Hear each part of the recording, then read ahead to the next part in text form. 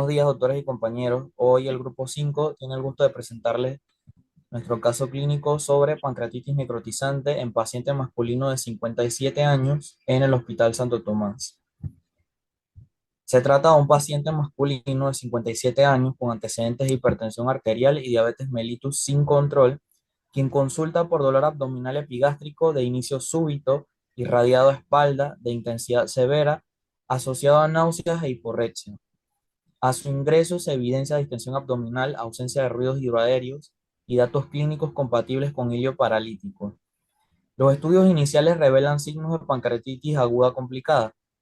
La tomografía contrastada muestra colecciones líquidas, peripancreáticas y signos sugestivos de necrosis. Durante la hospitalización, el paciente desarrolla trombosis venosa profunda en miembro superior izquierdo. Además, colecciones necróticas encapsuladas e infección de las mismas, lo que requiere múltiples intervenciones, incluyendo drenajes percutáneos, necrosectomías, colecistectomía, rafia de colon por perforación, ileostomía en asa y manejo con abdomen abierto mediante bolsa de Bogotá. Presentó complicaciones infecciosas, insuficiencia respiratoria e inestabilidad hemodinámica, requiriendo ingreso prolongado en UCI, ventilación mecánica invasiva y antibiótico-terapia dirigida. El diagnóstico final fue pancreatitis necrotizante secundaria a coledocolitiasis, con evolución tórpida y múltiples complicaciones sistémicas. El caso destaca la importancia del abordaje multidisciplinario escalonado y la intervención quirúrgica oportuna en la pancreatitis grave. Entre las palabras claves del caso tenemos pancreatitis necrosante, coledocolitiasis, necrosectomía, drenaje percutáneo, cuidados intensivos, infección de necrosis pancreática. Introducción. La pancreatitis aguda es un proceso inflamatorio súbito del páncreas que puede variar desde una enfermedad leve y autolimitada hasta una forma grave que pone en riesgo la vida. Clínicamente se presenta con un inicio agudo de dolor epigástrico intenso y persistente, que frecuentemente se irradia hacia la espalda acompañado de una sensibilidad a la palpación. Para diagnosticar la pancreatitis aguda se requieren al menos dos de los siguientes tres criterios de Atlanta. Uno, dolor epigástrico persistente y severo de inicio agudo. Dos, elevación sérica de la amilasa o lipasa al menos tres veces mayor al límite superior normal. Y tres, hallazgos característicos en imágenes como una tomografía con contraste, una resonancia magnética o una ecografía. En pacientes con dolor típico y elevación enzimática, la imagen no siempre es necesaria para confirmar el diagnóstico. En la imagenología del páncreas aguda, una radiografía, vamos a ver hallazgos leves o signos como el bucle de centinela, que es un hilio localizado, o el signo de corte del colon. La aparición de un vidrio molido indica líquido peripancreático. En el ultrasonido abdominal revela un páncreas agrandado e hipoecoico, visualiza cálculos biliares y colecciones líquidas anecoicas. Sin embargo, no delimita bien la necrosis o la extensión extrapancreática. Y una tomografía computarizada con contraste es la técnica estándar para evaluar la gravedad y las complicaciones. La pancreatitis edematosa muestra agrandamiento y mejora heterogénea con contraste. La necrosis pancreática se caracteriza por áreas sin captación de contraste, lo que indica muerte tisular. Esta prueba, realizada a partir del tercer día de síntomas, permite establecer extensión de necrosis y pronóstico. Entre los criterios de Baltasar para una pancreatitis aguda, vamos a subdividirlo en los criterios A, B, C, D y E, dándole una puntuación de 0 a 4. Entonces, A es un páncreas normal, B es un aumento focal o difuso del páncreas, C es una inflamación peripancreática o alteración de grasa rectoperitoneal, la D es una colección líquida única y la E son dos o más colecciones líquidas o persistencia de gas en o cerca del páncreas. Entonces, cuando tenemos una puntuación, un porcentaje de necrosis que es el 0%, la puntuación es cero.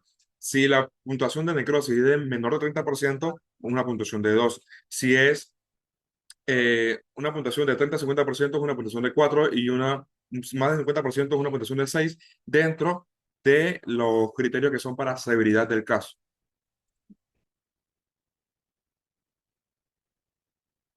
Entonces, estos datos tomográficos son necesarios y útiles para calcular el índice de severidad tomográfica mediante la suma de la puntuación de Baltasar más la puntuación de necrosis. De este modo, los resultados dan la siguiente tabla.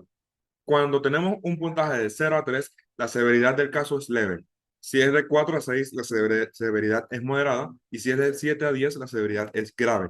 Entonces, la resonancia magnética tiene una mayor sensibilidad en etapas tempranas que la tomografía computarizada y caracteriza mejor conductos y complicaciones. La necrosis se visualiza como la ausencia de mejora tras contraste. En la resonancia magnética es útil para detectar coledocolitiasis sin radiación ni nefrotoxicidad de contraste iodado. La etiología, las principales causas incluyen los cálculos biliares representando un 40 o un 70% y la vamos a ver como una obstrucción o reflujo biliar en la ampolla de Vater que puede desencadenar una pancreatitis. Los cálculos pequeños son más riesgosos que los grandes. La colecistectomía previene las recurrencias. La siguiente causa es el alcohol, que va de un 25 a un 35% y provoca una lesión pancreática por alteración de la síntesis y la activación de enzimas digestivas y lisosomales. En la hipertrigliceridemia, que es la siguiente causa, debe tener unos valores en sangre mayor a 1000 miligramos por decilitro y puede precipitar ataques, aunque niveles más bajos también pueden influir. En una SOPRE postendoscópica, tenemos un riesgo de un 3 o un 5% por trauma o inflamación local. Entre los factores genéticos tenemos mutaciones del gen PRSS1 o el CFTR o el CTRC asociados con formas hereditarias. Entre los medicamentos, que son causas raras, pero vamos a tener, por ejemplo, mecanismos inmunológicos tóxicos o microvasculares. En un trauma pancreático, que son lesiones directas, pueden provocar necrosis o estenosis ductal. Y otras causas raras serían el lodo biliar, la obstrucción ampullar, la pancreatitis autoinmune, una hipercalcemia, infecciones virales, parasitosis, toxinas, enfermedades vasculares, anomalías anatómicas o disfunción del esfínter de Ori o páncreas divisum o idiopática, representando esto en un total de un 25 o 30% de los casos. El desarrollo y la característica de la pancreatitis necrosante. La pancreatitis necrosante es una forma severa que ocurre cuando el proceso inflamatorio provoca la muerte de tejidos pancreáticos debido a isquemia, activación inadecuada de las enzimas digestivas y daño vascular. Dentro de la fisiopatología, el daño tisular extenso produce una necrosis del parénquima y o tejido parapancreático, con riesgo de infección secundaria. La necrosis se visualiza en la tomografía computarizada y en la resonancia magnética como áreas sin captación de contraste. Entre las complicaciones tenemos una necrosis infectadas, abscesos, falla orgánica múltiple y alta mortalidad.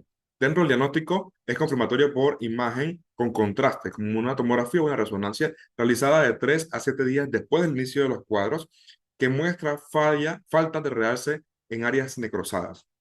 El pronóstico, la necrosis pancreática, es un marcador de gravedad y se asocia con mayor mortalidad y complicaciones locales y sistémicas hasta un 80% de los casos.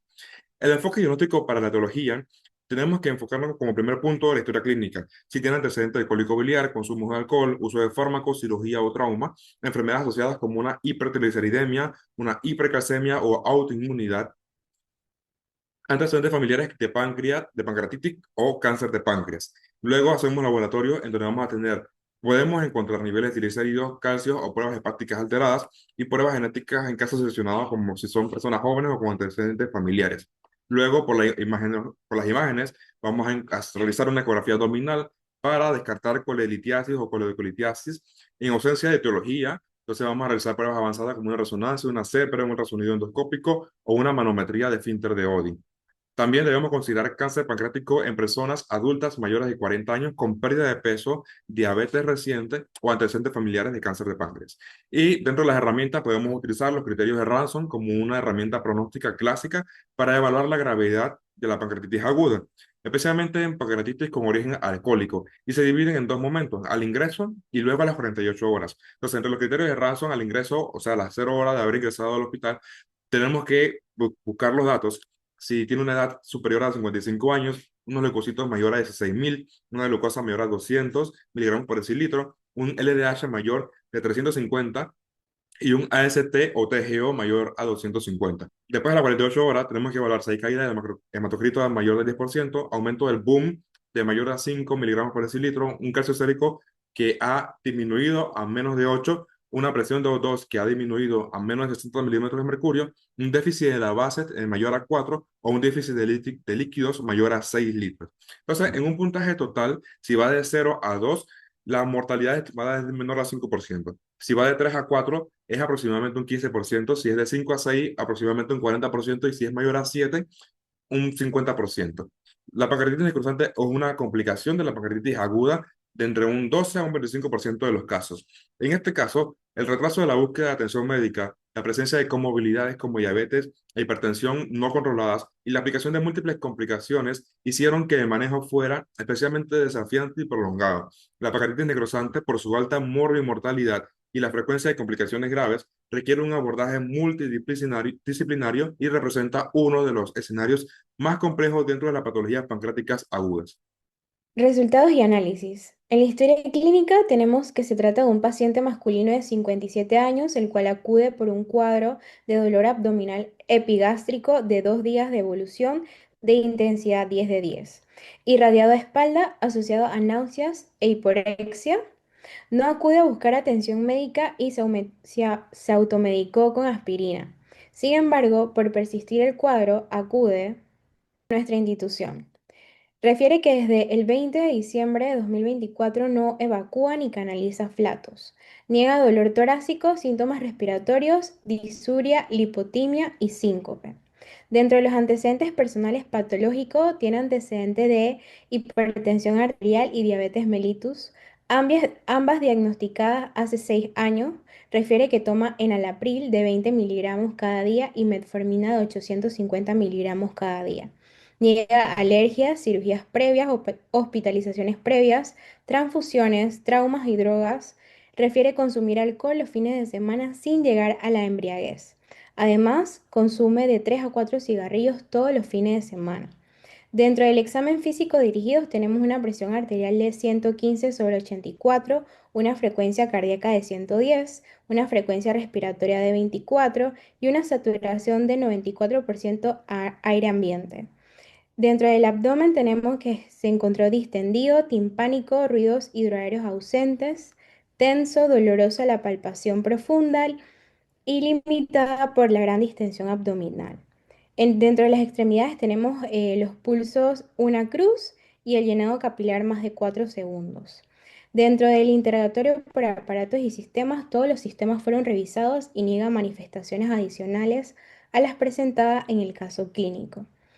Dentro de la organización cronológica del caso, tenemos que el paciente fue admitido el día 22 de diciembre de 2024 al servicio de medicina interna por el cuadro compatible pues, con pancreatitis aguda. Al ingreso presentaba valores marcadamente alterados como una amilasa en 2029 unidades por litro, una lipasa de 4795 unidades por litro, una glucosa de 417 miligramos por decilitro y una gamma glutamil transferasa de 249 unidades por litro y una leucocitosis con neutrofilia. Se calculó el puntaje de Ramson de 3 y un Apache de 2 de 24, con un riesgo de mortalidad del 30%.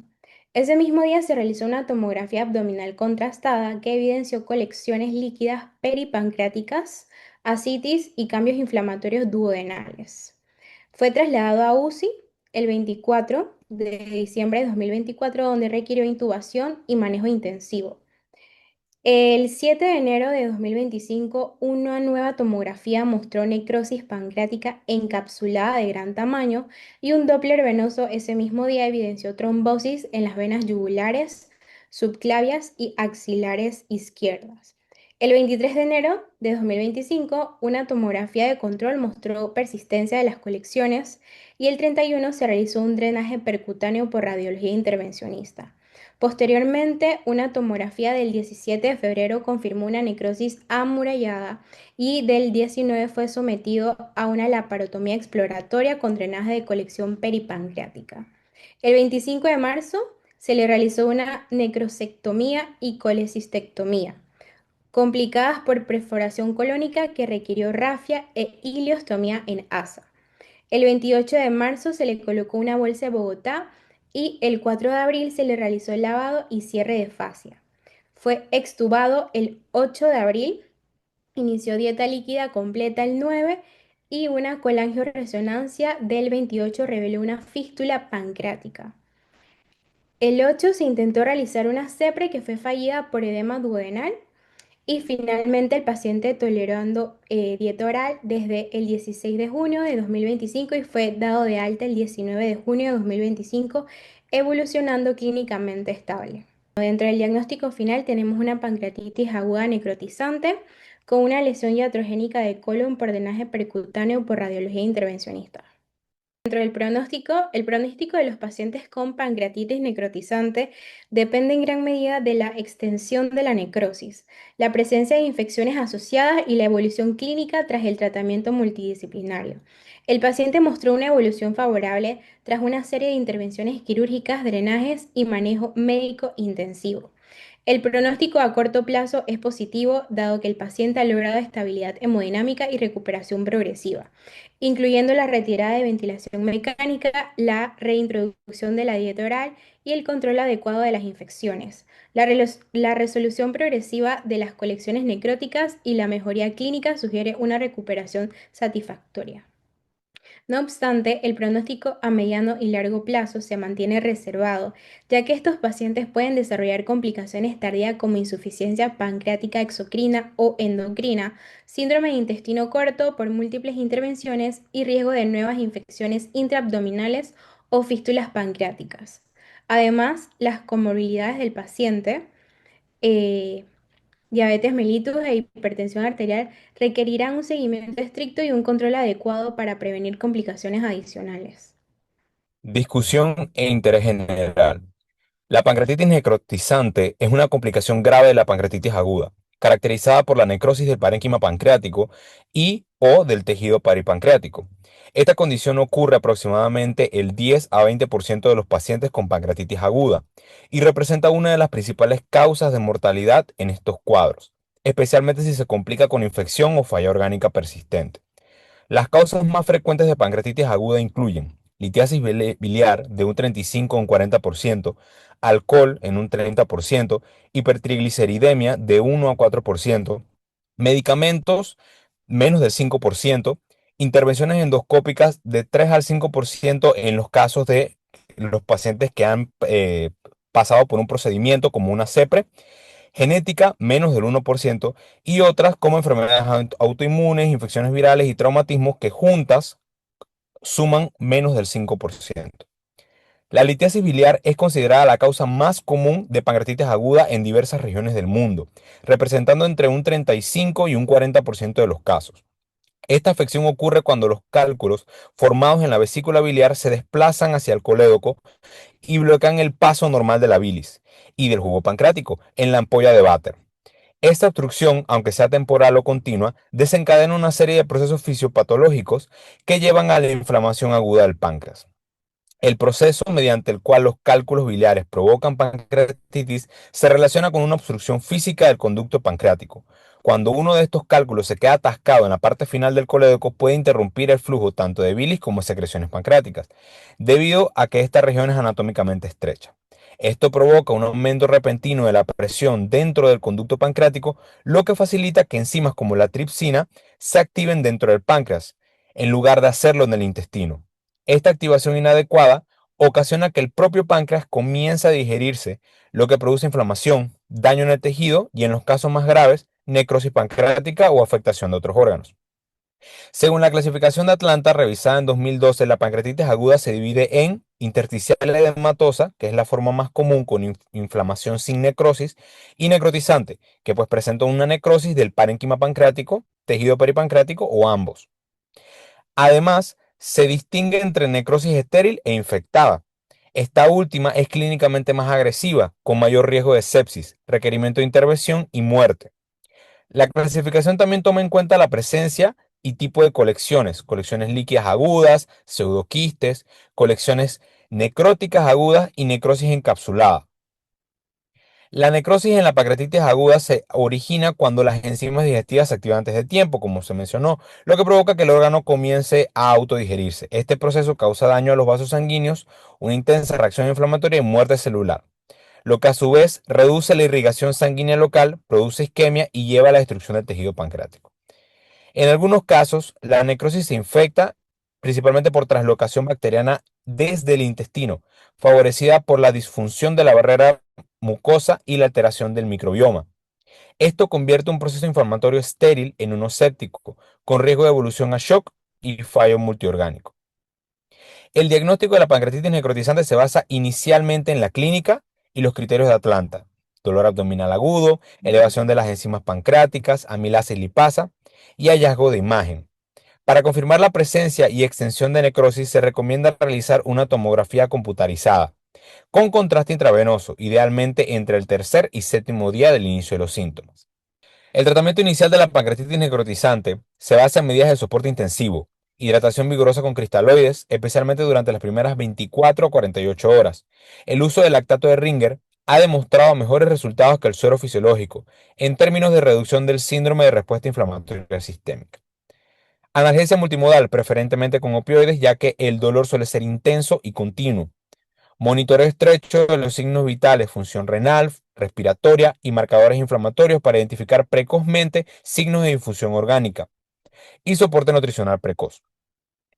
El uso de antibióticos profilácticos en necrosis estéril está contraindicado y solo deben administrarse cuando existe evidencia clínica o radiológica de infección, fiebre persistente, leucocitosis, deterioro clínico o presencia de gas en la tomografía. Los antibióticos empíricos deben tener una cobertura para gram negativos y anaerobios, siendo los carbapenémicos la opción más utilizada. Posteriormente, el tratamiento debe ajustarse a los cultivos si se obtienen. El enfoque intervencionista ha cambiado en la última década. Anteriormente, la necrosectomía quirúrgica abierta era el tratamiento estándar. Sin embargo, hoy se prefiere un abordaje gradual que reduzca la morbilidad y mejore la sobrevida. Este enfoque consiste en un drenaje percutáneo o endoscópico de colecciones infectadas o sintomáticas. 2. Si no hay mejoría, proceder a la necrosectomía mínimamente invasiva, ya sea por vía retroperitoneal o endoscópica. 3. La necrosectomía abierta se reserva solo para casos refractarios o complicaciones graves. Estudios recientes como el ensayo holandés Tensión han demostrado que la estrategia escalonada reduce las tasas de disfunción orgánica, fístulas pancreáticas y mortalidad en comparación con la necrosectomía quirúrgica directa. Es fundamental esperar al menos 4 semanas para intervenir siempre y cuando sea posible, a fin de permitir que la necrosis se encapsule, lo que facilita su drenaje y reduce riesgos quirúrgicos. Y se considera una intervención tardía cuando no se interviene luego de la semana 6 sin una causa justificable, especialmente si existen signos de infección persistente o falla orgánica. En el caso analizado, la intervención se pasó del tiempo óptimo, lo que representa una limitación del manejo clínico. Uno de los riesgos más importantes al realizar punciones o drenajes percutáneos en casos de pancreatitis necrotizante es causar sin querer daño a vasos sanguíneos o a órganos cercanos a la colección. En estudios recientes se ha visto que entre un 4 y un 14% de los procedimientos presentan sangrado considerable, ya sea por cortar un vaso directamente o porque el catéter con el tiempo lo erosiona. Estas hemorragias pueden producir pseudoaneurismas, fístulas entre arterias y venas o incluso sangrado en el retroperitoneo. Alrededor de un tercio de los casos necesita tratamiento como embolización o cirugía. Las lesiones en órganos huecos como el colon son menos frecuentes, pero también importantes. La perforación o fístulas colónicas aparecen al menos del 1 al 2% de las primeras punciones, pero estudios de seguimiento muestran que en pacientes con necrosis avanzada, las complicaciones colónicas pueden afectar hasta un 12%. Esto alarga la hospitalización y aumenta la cantidad de procesos necesarios. Otras complicaciones pueden aparecer alrededor del 1% de los casos, incluyen aire libre en el abdomen, un neumoperitoneo, peritonitis y el desplazamiento del drenaje. En resumen, aunque las punciones guiadas por tomografía o ecografía son seguras y clave dentro de un enfoque escalonado, hay que tener en cuenta que pueden presentarse complicaciones en un 6 a 10% de los casos debido a lesiones no previstas. Por eso es fundamental elegir la vía de acceso más segura posible y contar con un equipo de radiología intervencionista disponible por si surge alguna complicación. La pancreatitis hemorrágica es una forma muy grave de pancreatitis en la que puede haber sangrado dentro o alrededor del páncreas, debido a que las enzimas digestivas dañan los vasos sanguíneos. Aunque el tratamiento inicial normalmente es conservador, hay situaciones en las que se tiene que operar de urgencia. Por ejemplo, si el sangrado no se puede controlar con embolización o si el paciente sigue inestable a pesar de recibir líquidos y soporte, la cirugía se vuelve necesaria. También se debe considerar la operación si el paciente desarrolla un síndrome compartimental abdominal, presenta sangrado digestivo masivo, perforación intestinal o si tiene necrosis infectada que no mejora con drenaje. En general, lo ideal es esperar al menos 4 semanas antes de operar para que las áreas necróticas se encapsulen, lo cual hace la cirugía más segura. Sin embargo, hay casos donde no se puede esperar, como cuando hay shock hipovolémico persistente, sangrado severo en el retroperitoneo, isquemia intestinal o perforación visceral.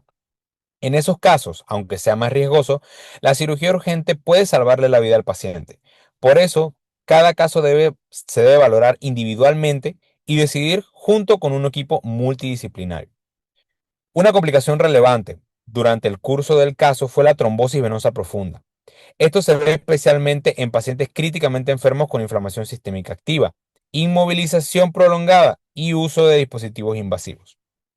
La pancreatitis grave genera un estado procoagulante mediante mecanismos como la activación endotelial, aumento de citoquinas inflamatorias, la interleuquina 6, factor de necrosis tumoral alfa, disfunción del sistema anticoagulante natural y elevación del fibrinógeno y dímero D.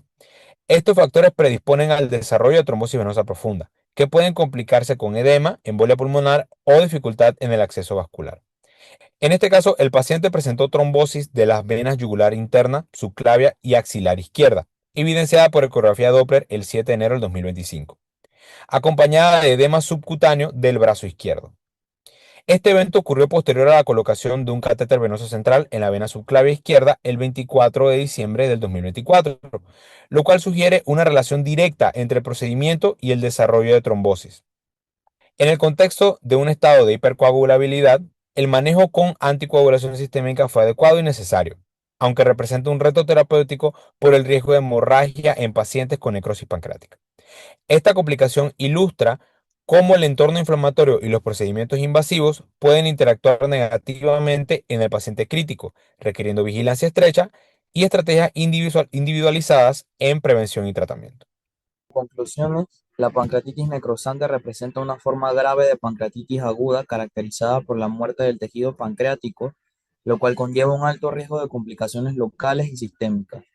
Su diagnóstico debe sospecharse en todo paciente con dolor epigástrico intenso, persistente y signos de inflamación sistémica, confirmándose mediante elevación significativa de lipasa o amilasa y hallazgos imagenológicos de necrosis pancreática en tomografía contrastada. En un paciente con pancreatitis necrosante, el enfoque clínico debe ser multidisciplinario, iniciando con una adecuada reposición de fluidos, control del dolor, soporte nutricional precoz, preferiblemente por vía enteral, y vigilancia estrecha por signos de infección.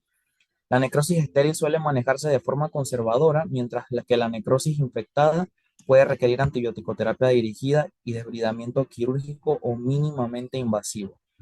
El caso destaca la importancia de realizar estudios de imagen tempranos para determinar la extensión de la necrosis, la necesidad de esperar la formación de necrosis encapsulada antes de intervenir quirúrgicamente y el papel fundamental del tratamiento escalonado para reducir complicaciones. Asimismo, se resalta la necesidad de monitorear cuidadosamente la aparición de eventos trombóticos en pacientes clínicamente enfermos, así como planificar cuidadosamente los procedimientos invasivos para evitar daños iatrogénicos. Reconocer oportunamente esta entidad permite reducir la mortalidad y orientar intervenciones eficaces según la evolución clínica. Este tipo de paciente requiere seguimiento continuo en cuidados intensivos, evaluación del fallo multiorgánico y, cuando sea necesario, intervenciones escalonadas según la gravedad y respuesta terapéutica. La intervención oportuna y basada en guías clínicas es crucial para mejorar el pronóstico de estos pacientes.